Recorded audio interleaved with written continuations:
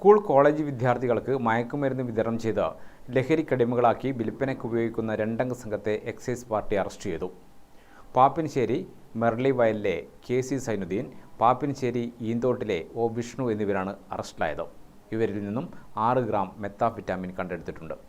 Pappinisseri excise inspector P. Santhosh കുമാറും പാർട്ടിയും പാപ്പിനിശ്ശേരി തുരുത്തിയിൽ വെച്ചാണ് പ്രതികളെ പിടികൂടിയത്.